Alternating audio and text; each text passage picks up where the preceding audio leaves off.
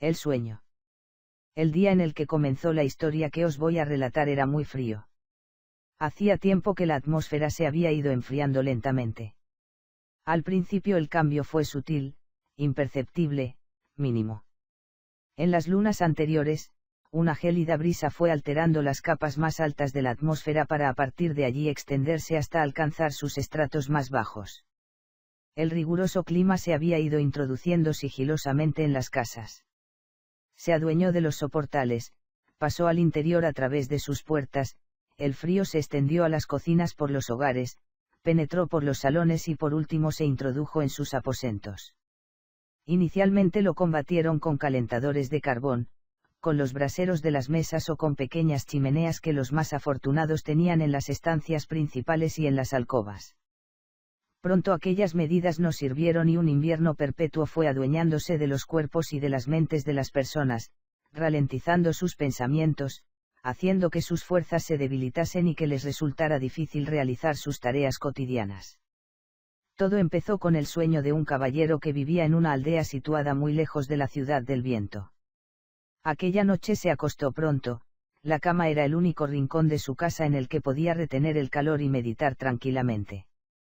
Le había costado dormirse, estaba preocupado por aquel frío atroz que no le dejaba pensar, que le tenía atrapado e inmóvil, sabía que era necesario hacer algo, quería reaccionar, y sin embargo, algo más fuerte que su voluntad se lo impedía. El sueño se apoderó de él. Se inició con una intensa niebla que fue dejando paso a una oscura y reducida habitación por la que avanzó.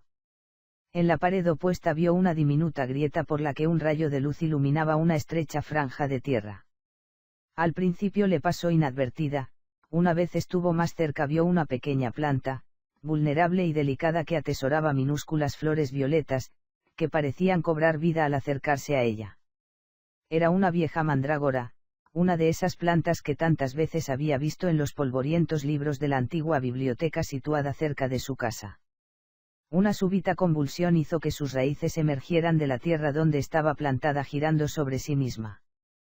El caballero permaneció inmóvil, asombrado ante lo que estaba presenciando, se encontraba frente a dos ojos y una boca que habían tomado forma a partir de sus raíces. Fue entonces cuando, observándole con cierto aire de arrogancia, la raíz habló. La tierra conocida, tu mundo, está en peligro. No sabemos de cuánto tiempo disponemos para poder hacer algo por él. No me preguntes por qué, dijo, mirándole a los ojos, has sido elegido para realizar una misión. Para ello, lo primero que harás cuando despiertes será emprender viaje hacia el norte. A través del puente milenario salvarás el río sagrado. No te será difícil encontrar la gran casa que será el principio de tu nuevo camino.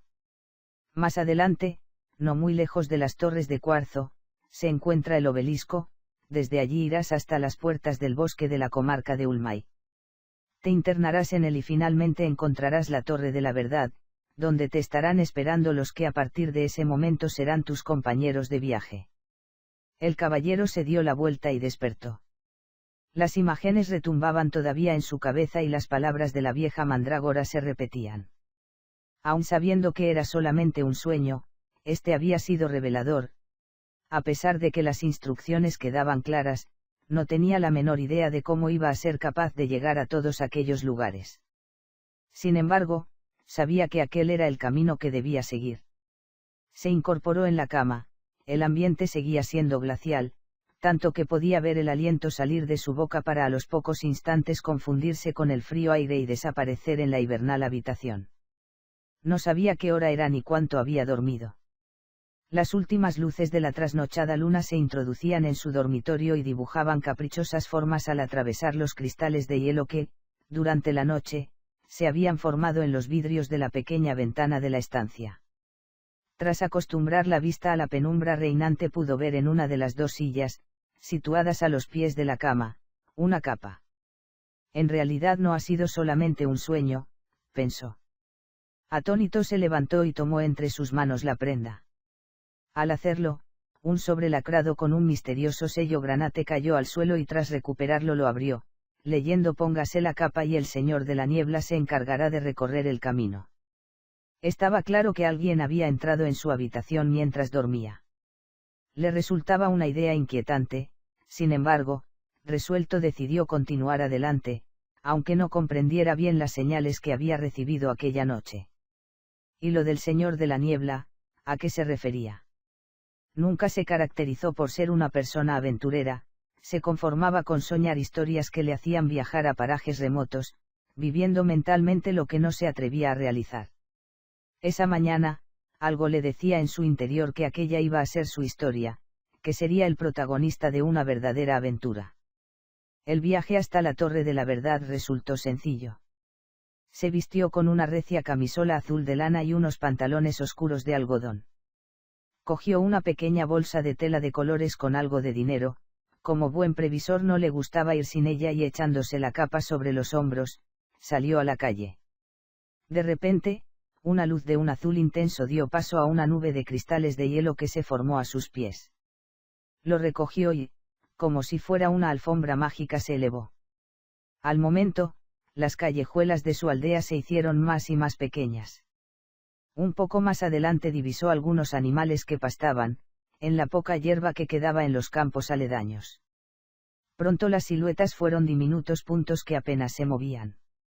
La nube ganó velocidad, su nerviosismo e inquietud se transformaron en emoción y seguridad. Rápidamente la aldea dejó paso a los campos que la circundaban. Todo era nuevo para él, pequeños caseríos se iban sucediendo a la velocidad del viento. Campos de barbecho se alternaban con huertas marchitas en las que habían crecido los cultivos más variados y que desde hacía tiempo aparecían yermas. De pronto veía un pequeño pinar, más allá un estanque helado, las escenas se iban sucediendo con demasiada celeridad. No sabía cuánta distancia había recorrido, él suponía que había sido mucha, no estaba seguro, a esa altura era difícil calcularlo. De súbito la nube descendió y la humedad empezó a ser más manifiesta, el río estaba cerca. No tardó en divisar las primeras alamedas, casi desnudas, de las orillas del río Sagrado. Este era el único gran río del que se tenía noticia en la tierra conocida. No había muchos mapas cartográficos de la región, y conocía uno que daba una idea aproximada de cuál era su recorrido. Siempre le había parecido un mapa incompleto. 2 veces en su vida había tenido la oportunidad de ver la gran serpiente, así lo llamó la primera vez que lo vio. El recuerdo del gigantesco río se había grabado en su mente para siempre. Obviamente, en ninguna de las 2 ocasiones que lo había visto, lo hizo como lo estaba viendo esa vez, con los ojos, pensó, de un halcón. Aquel maravilloso animal que tantas veces veía en los libros de la vieja biblioteca y que su lector ya les enseñaba de niños. Luego, cuando volvía a casa después de clase, le encantaba recrearse en las láminas que encontraba entre sus páginas. Unas veces soñaba que era uno de los maestros arquitectos y trazaba líneas imaginarias en el espacio configurando los límites de construcciones imposibles, otras se veía frente a un gran tablero dibujando con su carbón los dibujos de los blasones y escudos que decoraban las estancias y que aparecían en las ilustraciones de aquellos libros. Su imaginación se detenía en cada uno de los frisos y relieves de los capiteles de los edificios que había visto dibujados. ¿Existirían realmente? En su aldea el único edificio con cierta relevancia era el de la biblioteca, una centenaria construcción que había sobrevivido al paso del tiempo con cierta dignidad, o al menos eso le parecía a él. Remontó el río, a lo lejos se veía un majestuoso puente, debía ser el puente milenario. Era la primera vez que lo veía, las otras 2 veces que había estado en la ciudad del viento llegó directamente por la llanura del Ample atravesando la aldea de Petrios, la única aldea que conocía aparte de la suya, claro. La gente decía que nadie sabía cómo construyeron el puente. Incluso las personas más ancianas contaban que la construcción fue mágica, que en tan solo una noche aquel espléndido puente había aparecido de la nada. El caballero dudaba de esta última versión. Ahora que lo estaba viendo de cerca y no representado en un frío dibujo, pensó que la belleza de esa estructura era increíble, solamente comparable a las montañas que había visto en las tierras del norte, aunque aquello era indudablemente obra del ser humano. No podía calcular bien su longitud, era enorme. La singularidad del puente, decían los expertos, radicaba en el material de su construcción, era de metal. Siempre se había preguntado cómo era posible que algo tan pesado pudiera mantenerse suspendido en el espacio. No sabía exactamente el tipo de metal del que se trataba, ninguna persona había visto nunca algo parecido. Lo único demostrado era la utilización de un tipo de metal extremadamente ligero. Era incomprensible que esa estructura se levantase a tanta altura de la tierra para salvar aquel enorme obstáculo fluvial, sin otro apoyo que el que ofrecían los soberbios pilares construidos en las orillas. La nube se detuvo frente al puente y pudo contemplar toda su belleza. Los tirantes estaban cubiertos por una fina capa de hielo, y de cada uno de ellos incontables estalactitas de gélido cristal se lanzaban al vacío, convirtiéndose en un espectáculo digno de contemplar.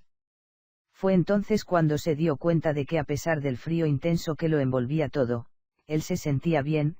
La capa que había hallado sobre la silla de su dormitorio le estaba protegiendo del clima tan austero que se extendía por toda la tierra conocida. El resto del camino le pareció haberlo realizado en un abrir y cerrar de ojos. Pasó por la gran casa, un antiquísimo palacio que conservaba un extenso y excelso bazar en su interior. Después a poca distancia vio las torres de cuarzo. Cuánto hubiera dado por trabajar allí, pensó, viendo las dos perfectas formas que se dibujaban en la penumbra de la mañana. En aquellas construcciones trabajaban los alquimistas más importantes de su mundo y, aunque desconocía casi todo de aquel arte, la alquimia le había atraído desde pequeño. Sin embargo, siempre lo mantuvo en secreto hasta la elección. Tras dejar atrás las torres llegó al obelisco, un gigantesco monolito rematado por una pirámide dorada. Mantenía una llama eterna que guiaba a los carros en los días invernales, en los que la bruma del río se desparramaba muchas leguas hacia el interior. De él partía la única calzada que conectaba la ciudad con el puente milenario. Así el arrabal, uno de sus barrios antiguos, podía ser abastecido regularmente. Continuó hasta alcanzar el bosque de la comarca de Ulmay, la gran masa forestal que se extendía mucho más allá de los límites de la urbe. Tras atravesar unos pequeños jardines, que existían en sus lindes, continuó por un tiempo y finalmente la nube se detuvo. Nunca había estado allí, y al instante supo que cientos de veces había soñado con ella. La torre se veía en la distancia, elevándose como en una fábula detrás de los árboles milenarios que amparaban esa región. Estaba rematada por una gigantesca cúpula semiesférica, de un material que no supo identificar. En verdad era alta, tan alta que las nubes rozaban su parte superior queriendo juguetear con ella. La nube de hielo descendió y fue a detenerse ante su magnífica puerta de bronce ennegrecido. Al bajar de ella se deshizo en 1000 destellos de color azul. Había alcanzado su destino, se acercó a la puerta y llamó, no hubo respuesta. Llamó otra vez y la única réplica que obtuvo fue el eco metálico de su tímida llamada. Al no obtener ninguna respuesta insistió, llamó hasta la extenuación, sin embargo, tan solo el silencio contestó a su llamada. Pensó que se había equivocado, que ese no era el lugar, en realidad era posible. A él le habían llevado hasta allí. Seguramente era una broma de mal gusto y su viaje no había servido para nada. Se sentó y esperó, nunca supo cuánto tiempo había pasado desde su mágico aterrizaje. Le pareció una eternidad, el tiempo había desaparecido, solo era un concepto vago y etéreo, algo irracional que no podía comprender, hasta que de pronto oyó una voz. La paciencia es una virtud, y en el virtuoso está la sabiduría. Las palabras procedían de una voz dulce y serena, se volvió y allí estaba ella. Al principio no comprendió, cerró los ojos y entonces lo vio con claridad. Los abrió y seguía estando frente a él. Buenos días, me llamo Luz. No lo podía creer, era el ser más maravilloso que había visto nunca. Vestía un vestido de lana oscuro y se arropaba con una capa como la suya, aunque el porte en ella era diferente. Sus ojos de color esmeralda eran profundos y reveladores a la vez, llenos de misterio. Su melena ondulada de color negro azabache descansaba sobre los hombros mecida por una suave brisa. Sin embargo, lo que más llamó la atención del caballero fue su sonrisa, tan franca y afable que desde un principio le transmitió la serenidad que necesitaba para afrontar su camino. Ellos son los guardianes y vienen conmigo, declaró con cierto aire de solemnidad. Luz volvió la vista y señaló a dos canes, si bien es cierto los más insólitos con los que el caballero se había topado. Se llaman Sira y Mus. Al principio los miró con recelo, ¿cómo podrían ayudarles? No parecía que ofrecieran muchas posibilidades. Sira era pequeña e inquieta, su ojo izquierdo estaba rodeado de una gran mancha negra que hacía sospechar que siempre estaba durmiendo cuando se la observaba de ese lado. Por el contrario, Mus era mucho más grande, de porte gallardo y movimientos lentos y sorprendentemente altivos. Desde el primer instante tuvo la impresión de que lo miraba con cierto aire de superioridad. Extraño en un perro, pensó. El cuerpo blanco de los dos guardianes estaba salpicado de infinidad de pequeñas manchas negras, era como si alguien los hubiera pintado a través de un colador. Yo soy. Sé quién eres, le cortó, mirando fijamente a sus ojos marrones. Debemos partir cuanto antes, nuestra misión me ha sido revelada, como a ti, en un sueño, aclaró. Iremos por el bosque de la comarca de Ulmay, no tenemos otra opción, puntualizó, ya que debemos alcanzar el río sagrado y remontarlo hasta encontrar a una persona que nos descubrirá nuestro destino. ¿Cuál es el verdadero fin de todo esto?, preguntó. No te preocupes, yo también lo desconozco, no será revelado a lo largo de nuestro camino. Esto es lo que me dijo la vieja mandrágora en mi sueño, le aclaró. El caballero se quedó pensando en cómo podía ser que la misma mandrágora les hubiera hablado a los dos en sueños y además parecía haberle hablado de él. Vamos, caballero, el tiempo apremia y puede que no tengamos todo el que quisiéramos a punto. El caballero siguió sumido en sus pensamientos y cuando levantó la cabeza vio que ya se habían adentrado en el bosque. Caminaron por un tiempo entre la espesura de los árboles hasta llegar a un claro. En esa zona, los altos chopos entremezclados con pinos de agrietados y desnudos troncos daban cobijo a una pradera que dibujaba una suave pendiente orientada a un pequeño lago helado. Del centro del hielo emergía una isleta que daba cobijo a un pino quebrado. La extraña comitiva atravesó la sombría llanura y llegó hasta una elevación donde vieron la figura de una anciana con una lechuza marrón de pequeño tamaño sobre sus hombros. Qué extraño, reflexionó Luz, no está permitido adentrarse en el bosque, debe de haberse perdido, dijo en principio preocupada. Vamos, caballero, si está en el bosque podría ayudarnos de alguna manera, resolvió finalmente. Se acercaron a ella con la intención de recabar información. Nada más llegar a su lado la anciana habló. Mi pequeño Autillo hace tiempo que presagia un cambio de rumbo, sé que siente que algo, no sé bien de qué se trata, puede definir los próximos acontecimientos de los habitantes de la tierra conocida, dijo la anciana con un hilo de voz. ¿Y cómo lo sabe?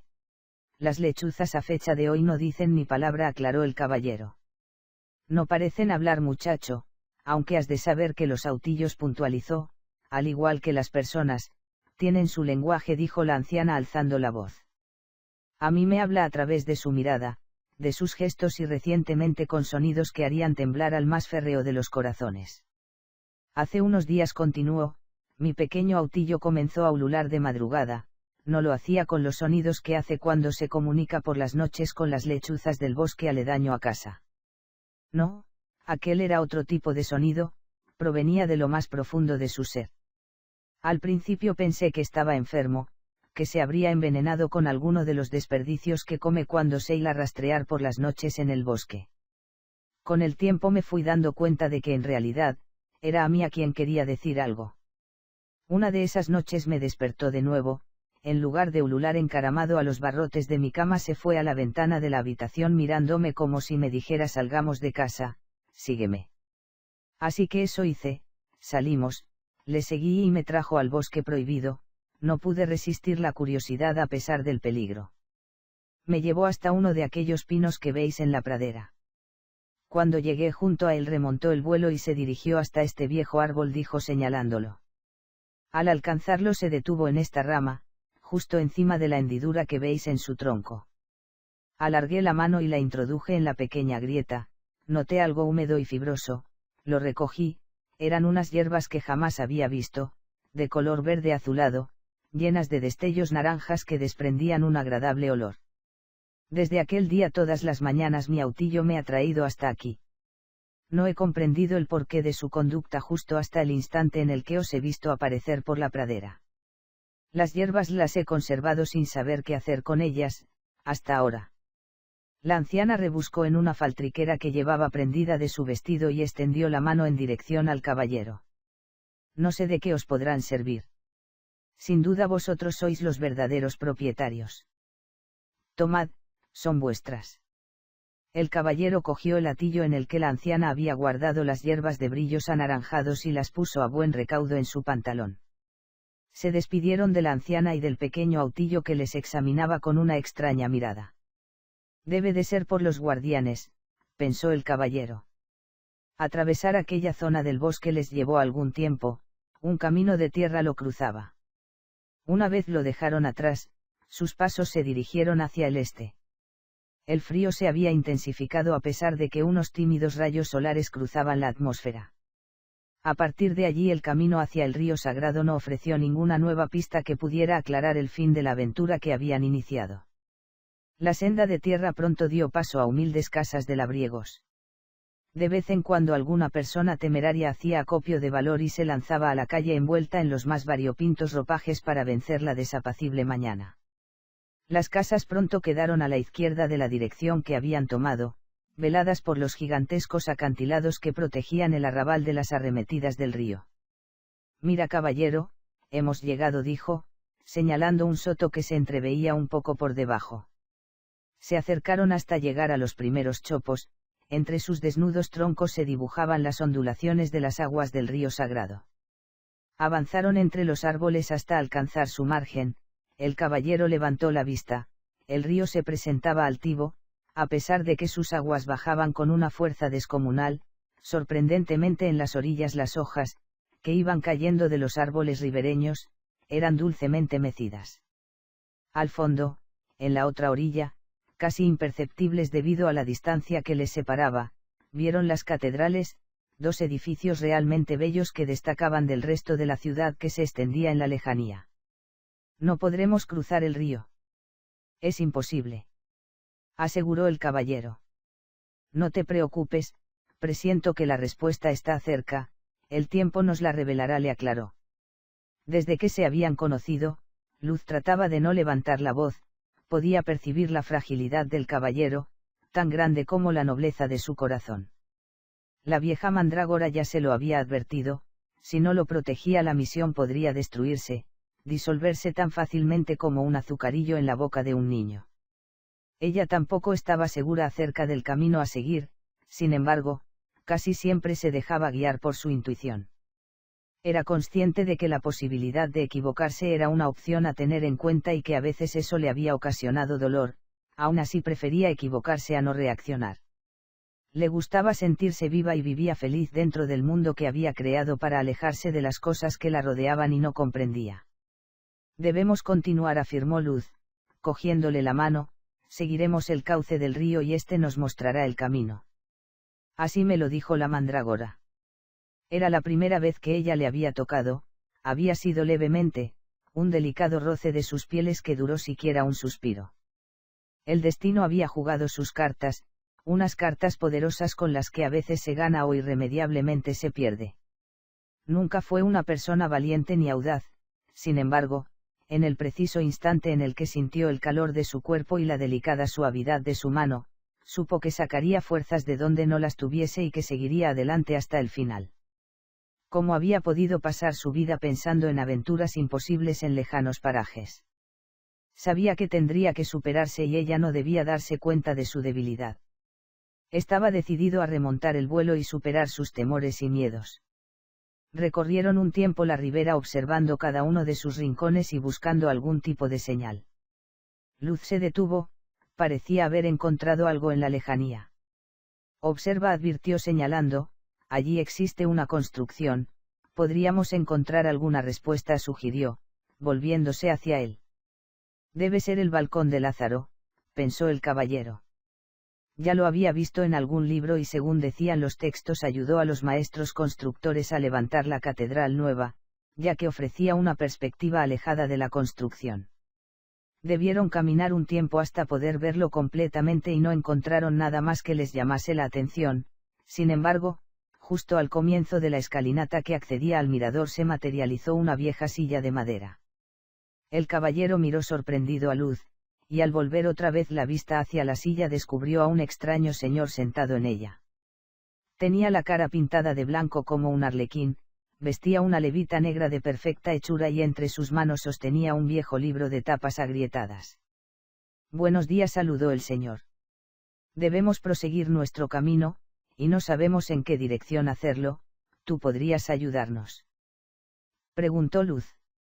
Extraña pregunta me planteas, y lo más insólito de todo es que sé la respuesta y hasta este momento no sabía que la conocía, proclamó, mirándose a sí mismo.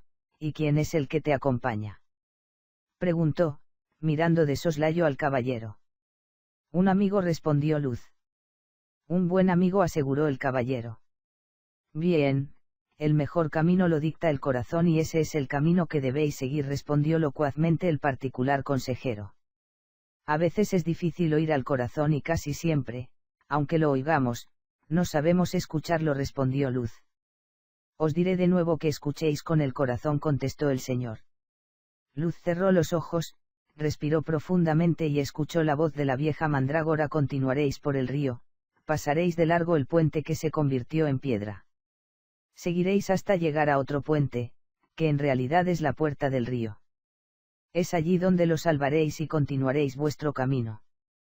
Luz abrió sus ojos, sonrió al caballero y dirigiéndose al extraño señor le dijo: Gracias.